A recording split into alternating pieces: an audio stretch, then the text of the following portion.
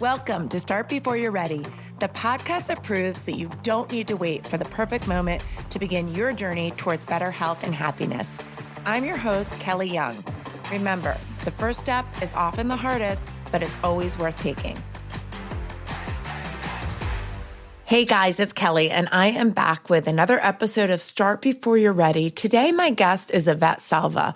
She's a business owner, speaker, author, and mom of two based in New Jersey.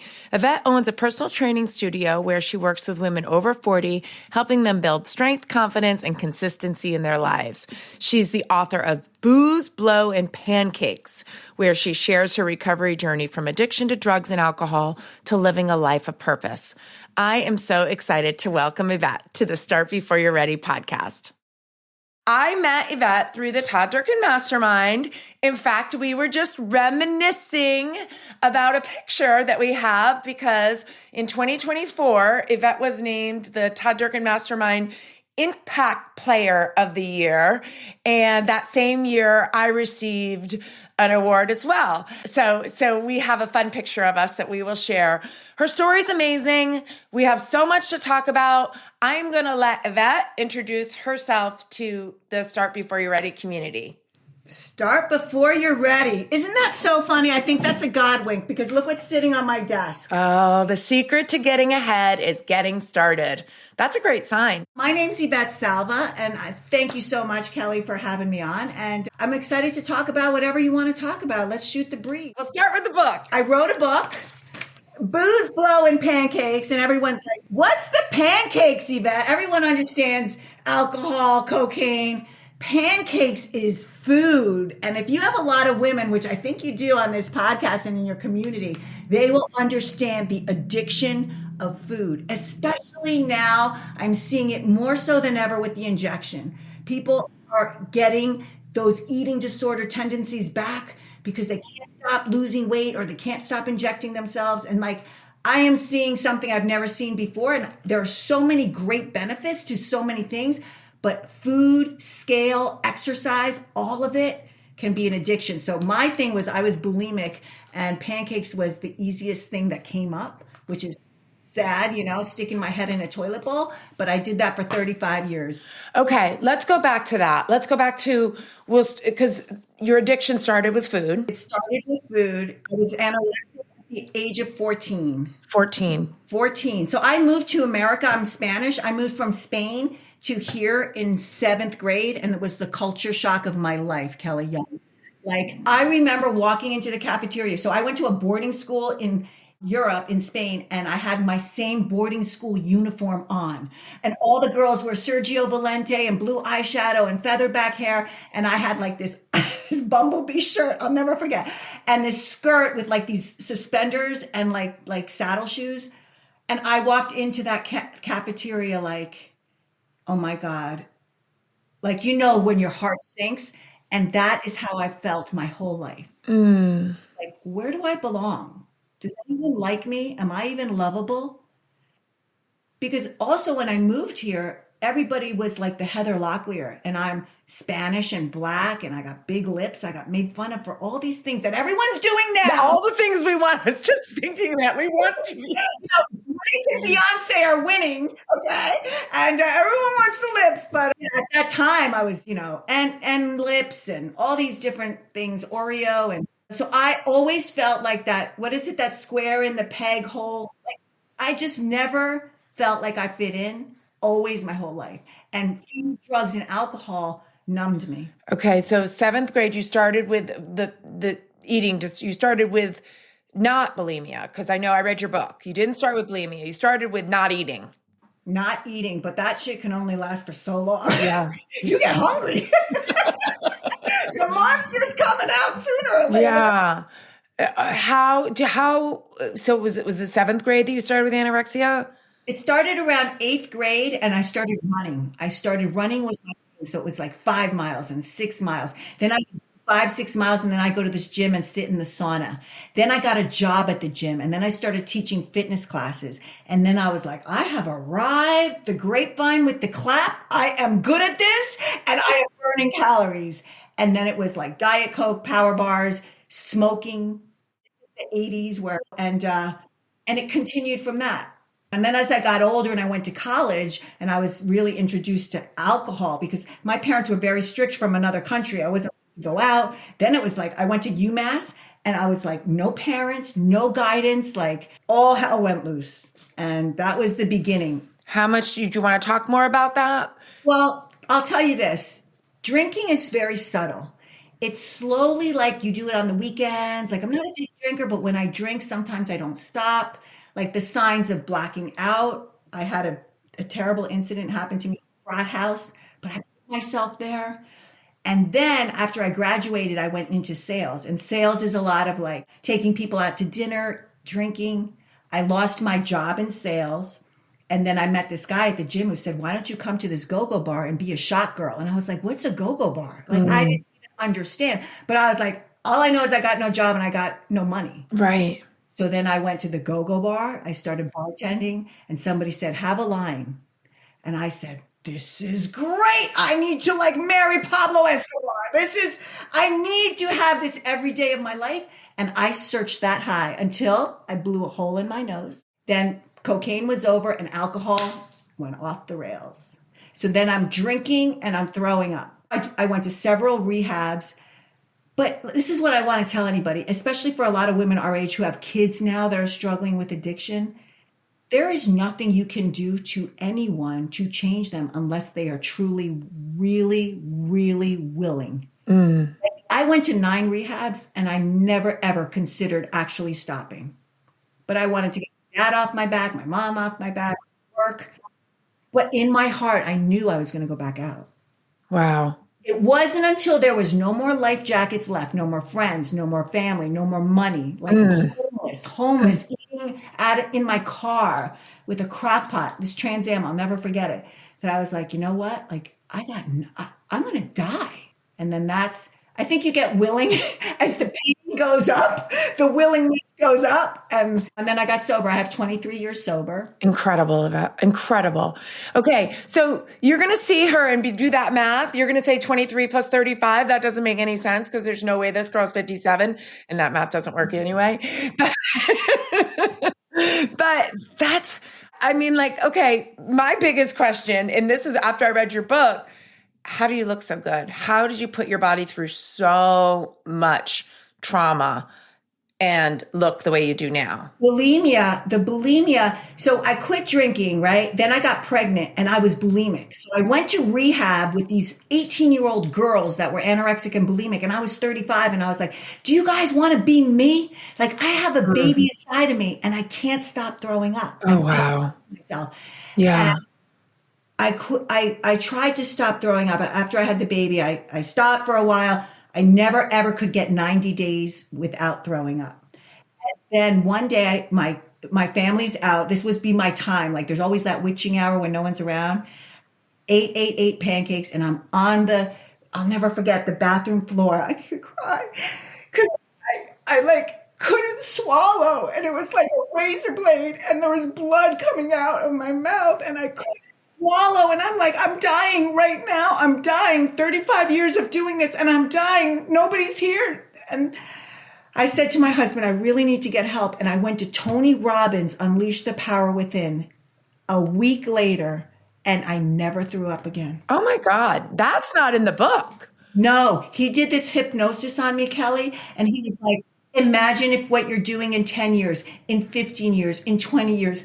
And all I could see was my daughter saying, it didn't have to be this way, Mom. You're going to make me cry. That changed I wanted to never have my daughter feel that. And that I never did it again. And I think I quit at 48 years old, 47. Wow. Oh, wow. Oh, wow. Talk about your husband. Because in the book, he sounds like he was really part of your story. Oh, yeah. So when I was trying to get clean and get out of the go-go business, I was selling advertising. And so I walked into his store. He had a bagel store. I stole a muffin. I didn't have food and I didn't have any money. So then turns out that he wasn't there. Then he calls and he's like, oh, the guy at the front said, you're really cute. Come in and I'll buy an ad. And so anyways, he took me. I was just such a broken woman. He took me and he gave me a life. When I tell you, Kelly, like he would be like, "Where are you going?" I would have like my go-go like suitcase with all my outfits and stuff. And like I was hiding it from him and he's like, "You don't do this anymore." You like he literally saved this baby bird with no belief in herself, no love, and he made me the woman I am today. I am telling you, it takes one person to believe in you. One, because I have no belief in myself. I can tell you he was an angel. And he came into my life and we're divorced now, 5 years, but my good friend that I could say, "Dave, I'm in trouble," and he'll be there. And I have a new partner now and it's great, but you always got to remember the people that had your back when you had nothing. When you have nothing, right? Wow, that's amazing. So tell us about what you do now. So now I'm still a fitness instructor, but I'm not throwing up. I'm a personal trainer. I opened a personal training studio just for women. So it's me and you one-on-one. There's no people walking around. It's just me and you one-on-one. I have 4 trainers, 2 studios, and I'm also a life coach, an emotional eating coach. So women who with binge eating, because I feel like it's very hush-hush. Women do this in the drive-thrus and they do it when no one's home and they're up the scale of addiction. And it's just, I want women to understand that it's possible that if I could do it, there's nothing I haven't done. I've eaten out of garbages. I've thrown up. I've dieted. I've gained. I've scaled. I've weighed myself morning, night. There's nothing I haven't done, but to be free from the prison in your brain, that's all I want for any woman. Yeah. That's great. I didn't know you did that. I knew you were a life coach and I knew you were a trainer. And I bet you they all overlap. They all overlap. They all overlap. And in recovery, I'm very active in the 12-step program that I'm in and just helping other people because when I get outside of myself, my selfishness, because all I think about myself, first thing in the morning is me. I have to get out of that and be of service. And then I feel better. It's the craziest thing. No, it's not crazy at all. And so just to share with our audience, Yvette and I were on a call maybe a month ago, maybe 2 months ago. And I might have even watched it back. And I was like crying when you were talking because I think maybe it was like something you were proud of or something. Todd had asked us something and you shared how that day you were like, I reached out to 5 people, I think is what you said. And Todd said, 5 people? You reached out to 5 people? Like he was like, that's amazing. And you're like, I do it every day. Right? Every day. I wake up, I pray. I just thank God. I thank God for my sobriety, for my children, for my health. Because I think we just take it so for granted, you know? And then I reach out to 5 people. Just, hey, I'm thinking of... These words are so powerful for anyone listening. Hey, I'm thinking of you. You just, right? Like you could cry. When you get a text from someone out of the blue, hey, I'm thinking of you. It's life altering. Hey, I'm thinking of you. How's your mom? Hey, I'm thinking of you. Did you get to a meeting? Hey, I'm thinking of you. How's your sobriety? It really just, I don't know. There's so much power because people ask me, how does AA work? How does it work? Tell us. There is no president. Like I used to be like, who's the president? I got to get involved in this. I want to be the head leader of all this. And there is no person in charge. It's just a group of drunks that go out and help another person.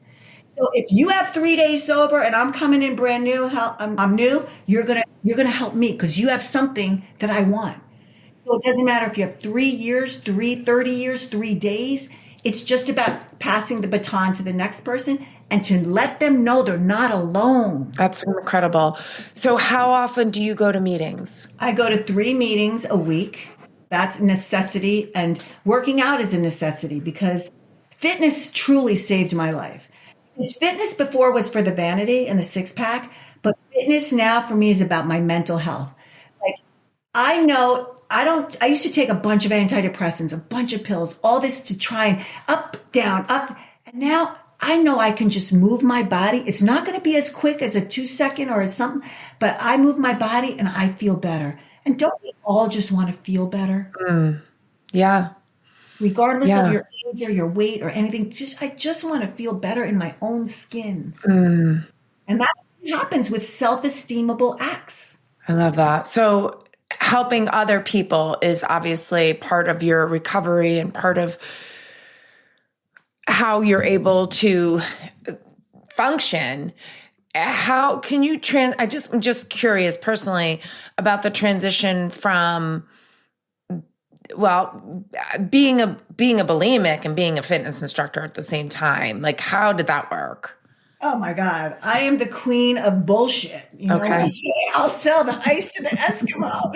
Like, buy my meal plan. Oh, like, seriously, like, but I am not, see? Because alcoholics and addicts, we are the best connivers in the world. There's no crackhead in the world who's not going to find $200 to use. We can manipulate people. We can figure it out. And I figured it out. How to teach in the morning with a 6-pack. And then by the day goes by, the water retention, I look 9 months pregnant. I would never teach at 6 p.m. So I had a whole racket in my head of how to do this and how to make it until it doesn't work. That must have been exhausting though. I mean, living that for so many years. Living a lie is like I was Yvette, the fitness instructor. Then I was Gabriella D, the go-go dancer. Then I became Yvette Salva, a wife. Like, talk about different hats. Like, I don't know who I am. You know what? They're like, when I went to the go-go bar, they're like, what's your name? And I'm like, Yvette. They're like, no, that's not going to work. And I was like, what do you mean it's not going to work? You know? And then I was like, oh, yeah, I get to pick a name. And I was like, Gabriella D for delicious. I don't know what I was thinking. But I literally conned myself into wearing all these different hats and being all these different people because I didn't know who I was. What would you say to someone? Maybe they're not doing bow and doing all those things. Maybe they're not there, but they don't know who they are. I mean, I'm sure you see that in your life coaching, and I'm sure you see that in your personal training. What's your advice to people? Well, the most common thing that I see is that women in our age group, we never really hit a rock bottom. Like you said, there's no big drug story, there's no jail, there's no institutions, but it's just not that bad. It's that slow, like, I want to change it. Maybe next year, maybe when my kids are older, I don't know, start Monday, all this shit that it's not that bad and don't actually change it. And that's the trap because it's not that big consequence.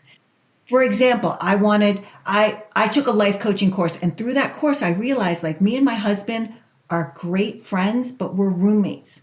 And I wanted something more, take away finances and kids. And this is a lot in our age group.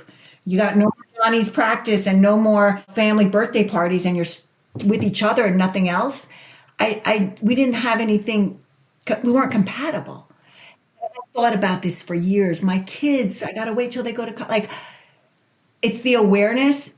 And then it's like one day, like the acceptance, like I want a different life. And until you really face yourself, your reality, and want a different life, that is when I decided to call a lawyer. Because it's hard to let go of somebody you love. Yeah. Who did you dirty, right? Right. And saved you in some ways. But think of all like a lot of women I know right now are in that situation with this, or they're my age and they're widowed or divorced and they're afraid to get on the dating apps. Yet the years are going by. You're like, I'm on God's dating app. I'm like, how's that working out for you? Like, no, get on the Hinge.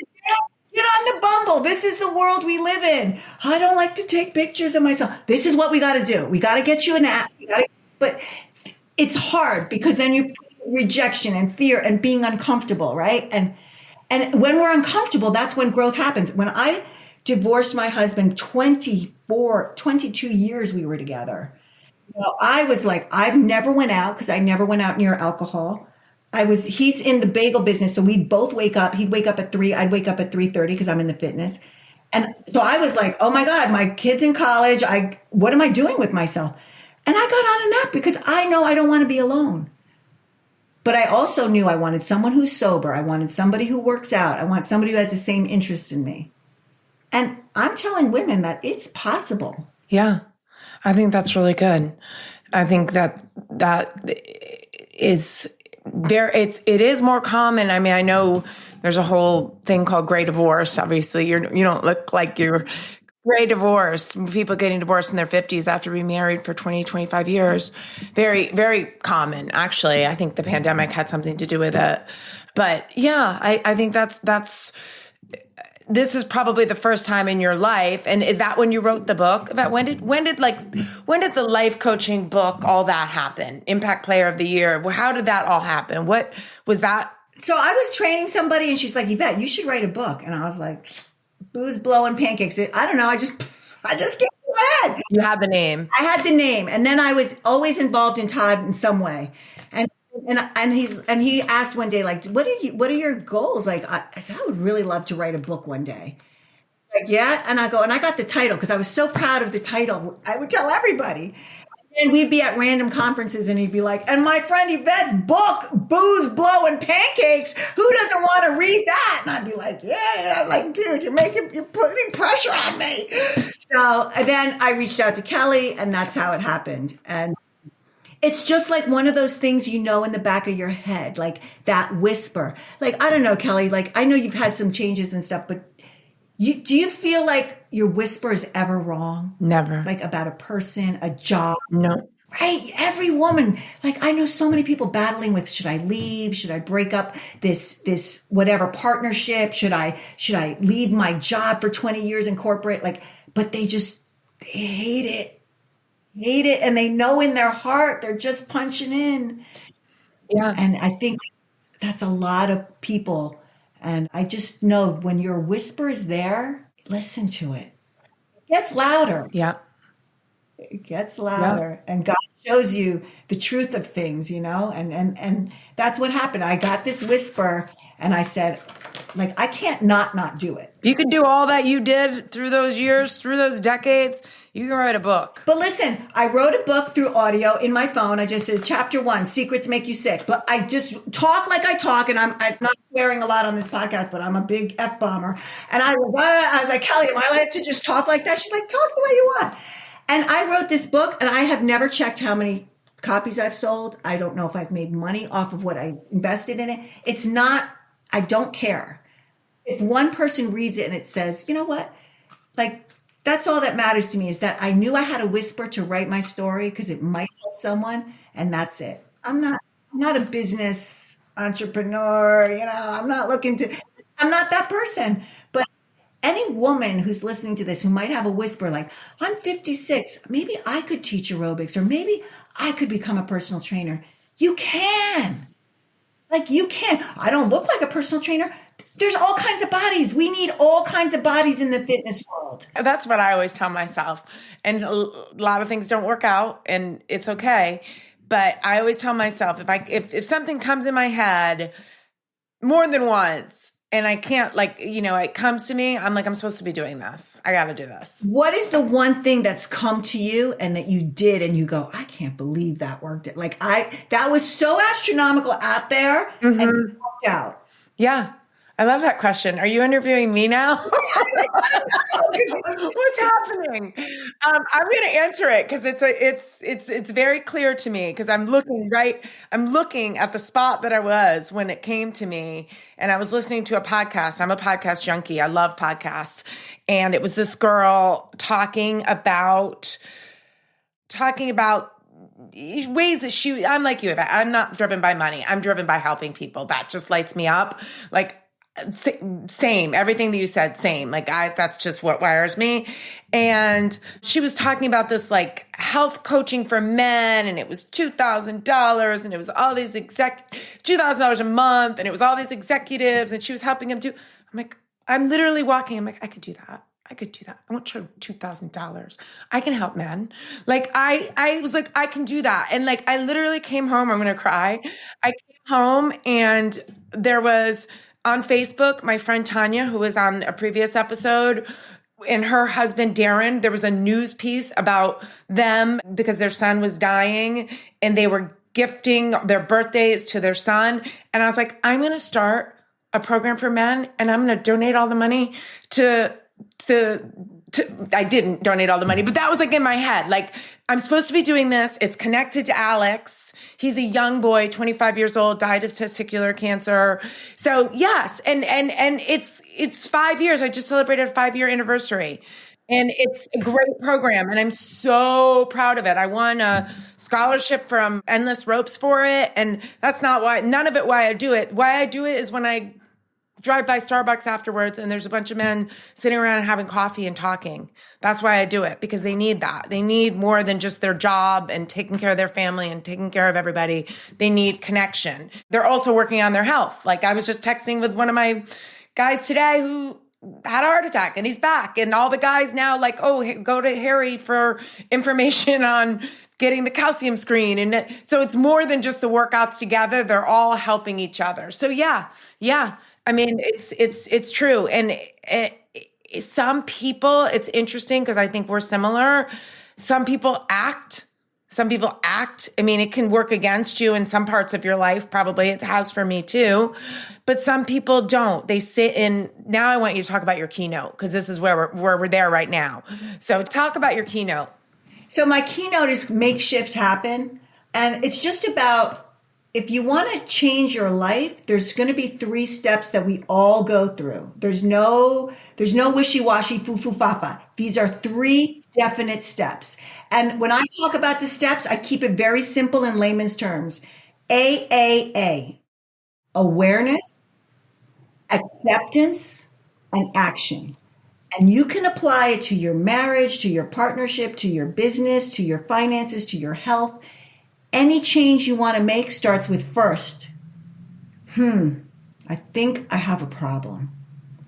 This isn't working. But what happens is, I think I need to change this, then it's not that bad. And that's the cycle right here. This is called the miserable land of maybe. I always say that because, oh yeah, I need to change this. I might have to change this. I'm going to do, and then, oh, it's not that bad. And then back to square one, where you're aware, like you lifted up the couch, you saw all that stuff, but you put it back down next year. So then you're like, okay, this definitely has to change. That's this part where you're like, I accept this is my reality. This partnership isn't working. This job isn't working. I need to quit smoking. Whatever it is, it's a reality that you know is true, right? And then the last one is the action. And this is the piece where this definitely has to change, but this is the part, the link. This is what I'm going to do. And the plan. And with that action, the number one thing is willingness. Willingness to be uncomfortable. Because I'm willing on Monday, but Friday, I'm not so fucking willing. Right? So willingness every day to be uncomfortable, because willingness is the key. See, we're willing on the new shiny journal, the new meal plan, the new this, and then we become less willing.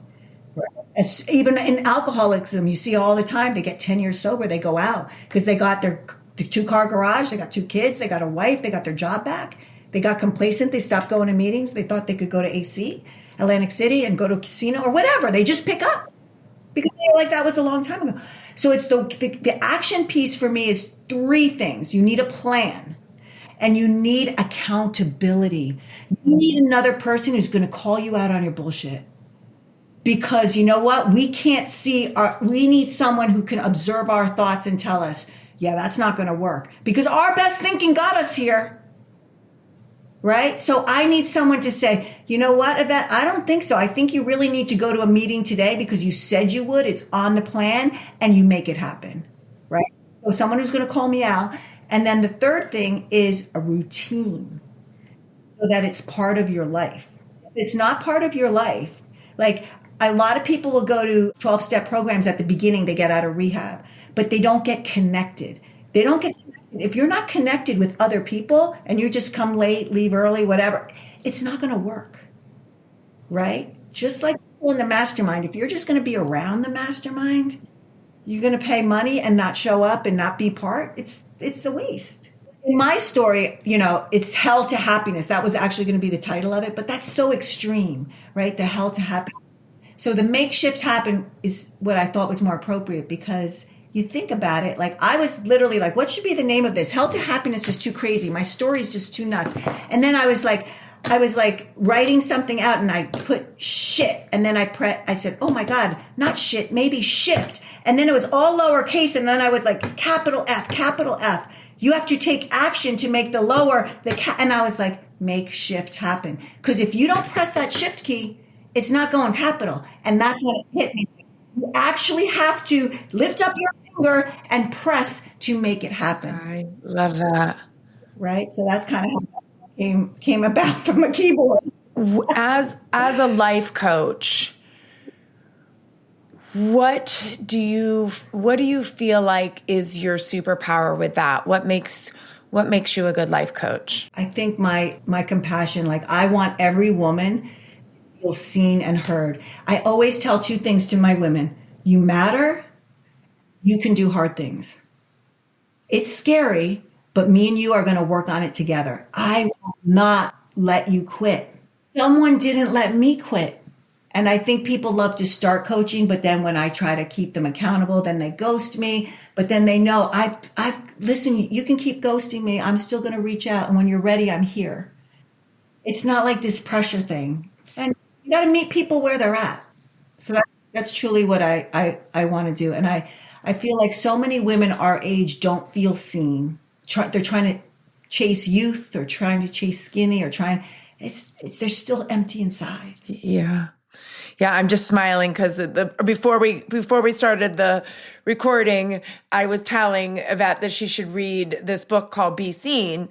And I didn't even know that this was a whole thing. It was just a book that I read. And then I talked to, there's the girl that wrote it is all over Instagram right now. I don't know why. She's just popping up on all my stuff and she's kind of crushing it. I like her. I was telling Yvette, she's kind of got her energy. And I thought that would be a good person because we're all always, no matter where you are in life, we're always looking for someone that's doing kind of what you want to do or has that message. And I think that she's a great person. And I do recommend that. I recommended the book and I do recommend the book. And I read it like a year ago or even maybe a little more. And I kind of forgot about it until she kept popping up on my Instagram.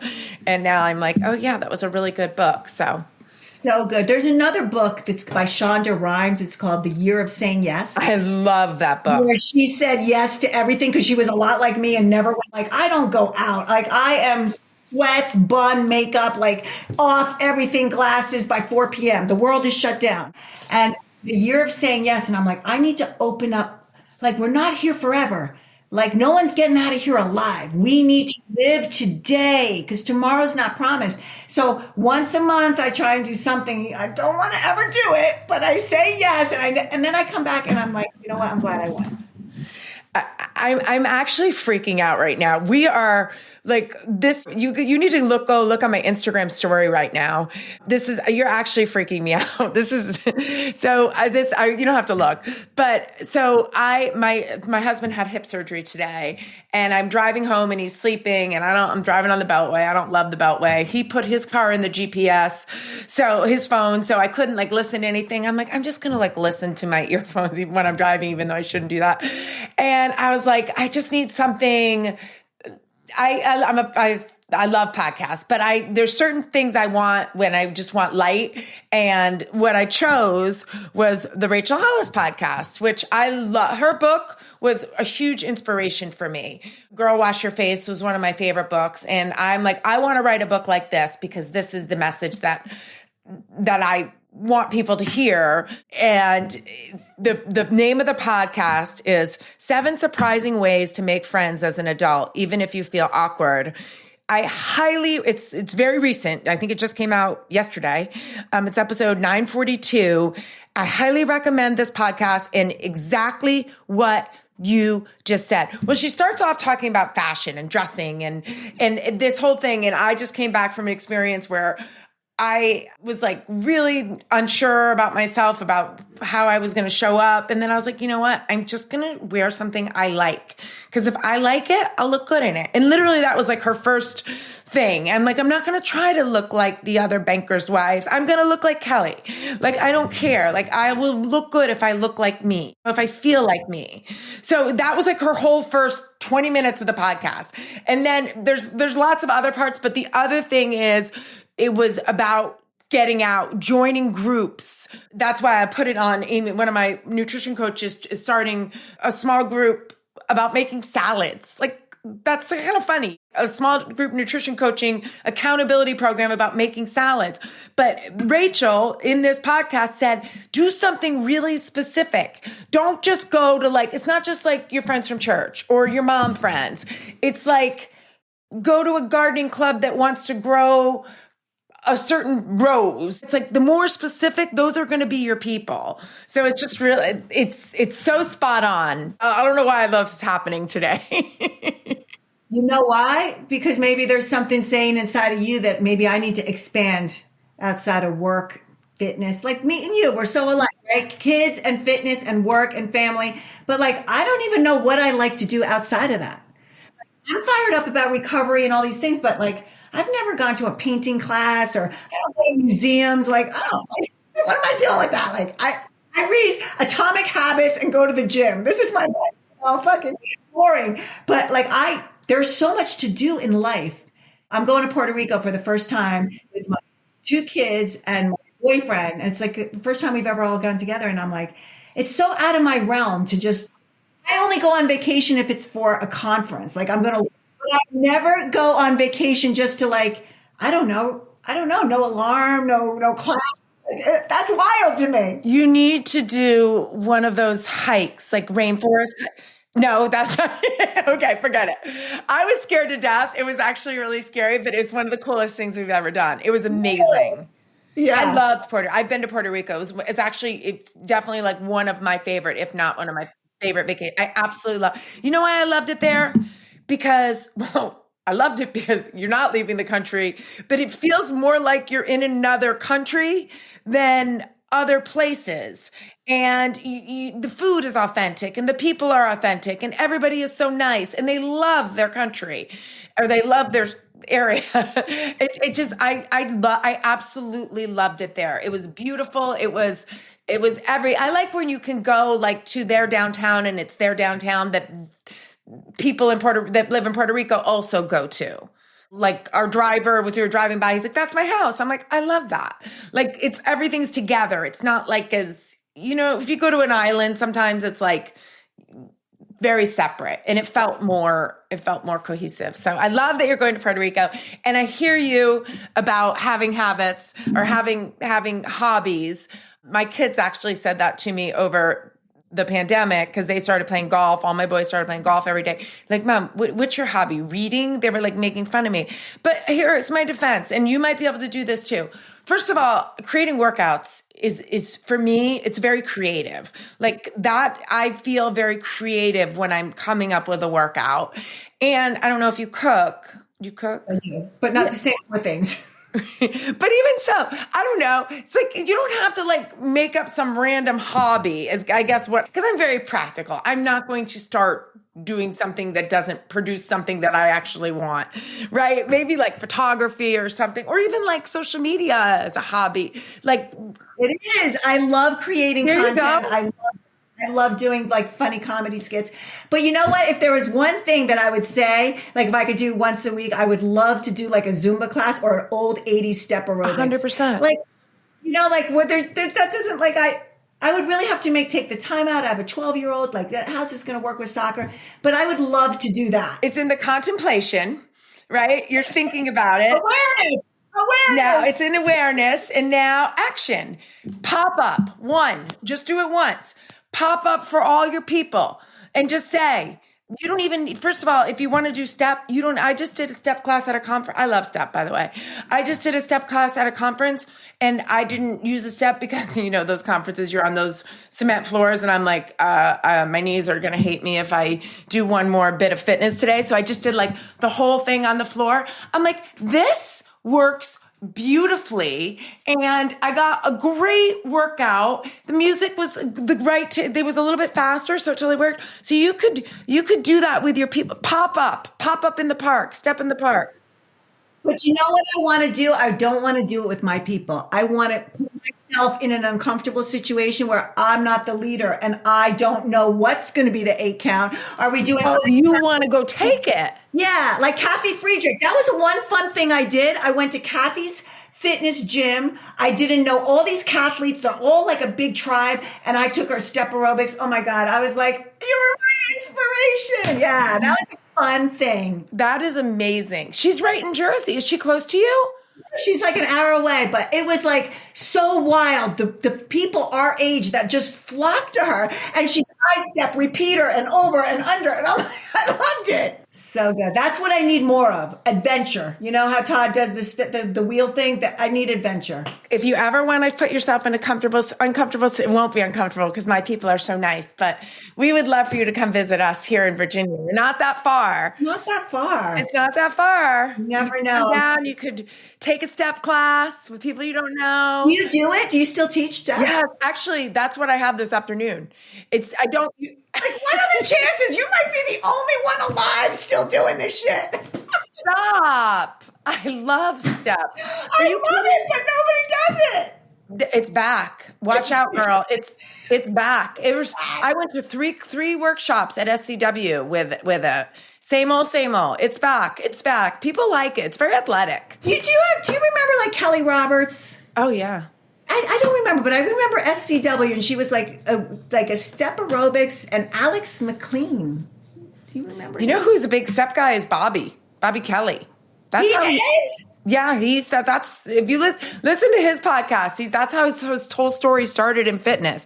And I don't know if you know this, but Kathy Friedrich was on my podcast, and it is my most popular podcast to date. To your point, I mean, I can't believe how many people listen to this podcast. Her fans love her. It's still the reel that I did. I should put out some more reels with it. The reel that I did, it's still popping up, and it was like almost a year ago. She's absolutely incredible. And talk about authentic as they come. Never deviated from what she was doing, why she did for a little while, but then she trusts her instincts. This is all very synergistic. Everything that we've talked about from the pre-conversation to this podcast, it's incredible, actually. Kathy Friedrich, because I'm telling you, like, this woman had surgery. I sent her flowers. I don't really even know her. We started having a conversation, and now, like, today, I always check in on her. Like, I don't even know her. I just know that she's a beautiful soul. And the fact that she would reach back out to me and, like... Oh, she's so sweet. She's so sweet. Ditto to all that. Yes. And it's so funny because I saw that the two of you were friends. Because I think my connection to her was Greg Justice. And I felt like I was talking to a star.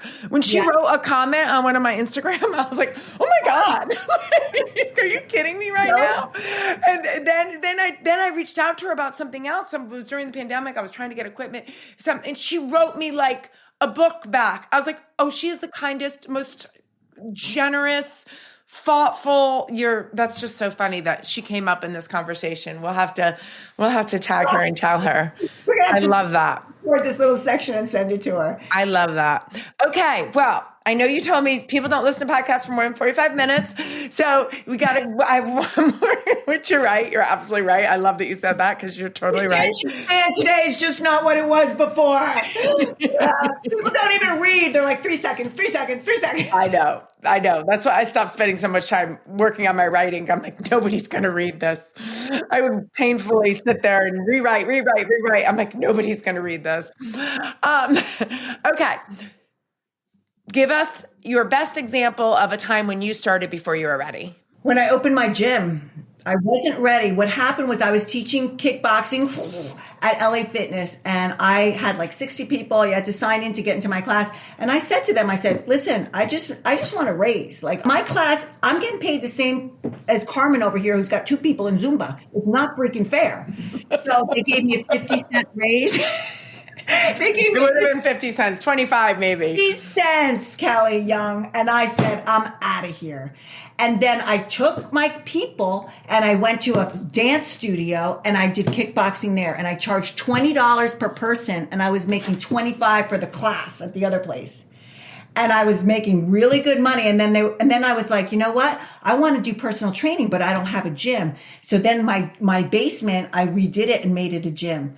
Then I had my gym for 5 or 6 years in my house, and all my people that were clients became trainers. And then I adopted my son, and my house was like literally like a train station. I had 4 trainers working for me. I had upstairs Pilates room, downstairs weight training. Like it was, my husband was like, just like, this is just people everywhere's got a key to this house. And I said, everybody out. And then I opened my own business, but I wasn't ready for any of it because I had tried to adopt my son for 6 years. So the day I got like, this is happening, I was like, I think I need to change this. I wasn't ready. And do you know that my studio is 4 minutes from my house? That is amazing. 4 minutes. That's amazing. Like that's God. And my studio is on a main street, and right across the street is a grave with all these graves. So I don't do the right thing. I remember I'm going across the street. Like every day I see little liquor bottles and I'm like, see, I'm not doing that. What's the name of your studio? We should. Yvette Salva Fitness. Oh, I love that. Oh, it sounds very like I'm well off. I go to Yvette Salva Fitness. Well, my women are a little bougie. They are. They are bougie. They're not doing Planet Fitness. They're not taking group fitness. They're like, I don't really love exercise, but I like you. Oh, I love that. Yeah. I love that. I love my clients. That doesn't surprise me at all. I think that anybody that gets to know you would say that, and you have a very unique way of showing up as yourself, which I love. I remember the first time I met you and we were with Todd and you were swearing like away. And I was like, oh, Todd is not going to like this. No, Todd is not going to like all this swearing. I like always feel like, and I don't even, I was like, oh, he loves her. Because I'm Jersey girl. I'm his Jersey girl. He's like, she's the real deal, McNeil. She's not going to, soften it. I love that. Yvette, thank you so much for being on this podcast. This was just pure fun. Enjoy. Wait, one more thing. What is the name of the men's group? Because I think this is just like the best thing I've ever heard. Men are so lonely and they need friends. It's called Dude Camp. Dude Camp. That is the best name. Thank you. Dude Camp. Thank you. Let's go. I'm very, very proud of it. It makes me emotional every time I think about it. Last night I taught a class. It wasn't Dude Camp, but and my husband, because it was like last night before his surgery, he saw, so the guys were there. I'm like, you got to take care of Andrew. It's his last night before the surgery. And all the men were just randomly, all the men were on one side and all the women were on the other side. And they just, they pick each other up off the ground. I just love it. I love anytime people help people, but I think that's harder niche, to have those connections. So it is really, really special to me. It's really special. I want to thank you, Kelly, for having me on the podcast. And do you see what a connector you are of people? This is your gift. This is the gem that God gave you, that you can have a man pick up another man. Because that's the hand. In AA, whenever the hand of AA is out, you go to help someone. That's how you do it. That's how we stay sober. And you're doing that with men. Like, you're not a man, and you're saying there's a need. And look what you did. You connected men. I mean, I could cry. It's not a little, it's the biggest thing I've heard in a long time. Thank you, Yvette. Thank you for everything that you shared. I know that this is going to touch a lot of people, and I need to hang out with you more. You're in my circle. Thank you so much. You are awesome. Bye. Thank you for tuning in to another episode of Start Before You're Ready. If you enjoyed this episode, please subscribe, leave a review, and share with a friend who might need a little motivation. Ready to start your own journey? Check out our workouts and nutrition coaching programs at kellysbootcamp.net. You can choose from in-person sessions or virtual programs. Set up a complimentary coaching session to get started. Follow along with me and the show on social media at Kellys_bootcamp. Until next time, this is Kelly Young reminding you that the best time to start is always now.